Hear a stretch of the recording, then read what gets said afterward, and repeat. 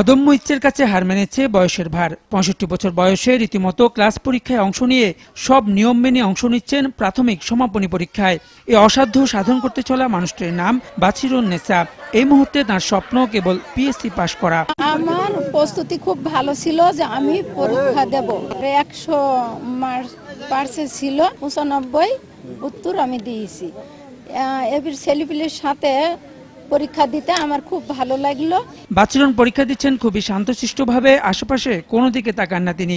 বলছেন পরীক্ষা কেন্দ্রে দায়িত্বপ্রাপ্তরা অন্যান্য বাচ্চাদের সঙ্গে পরীক্ষা দিচ্ছে।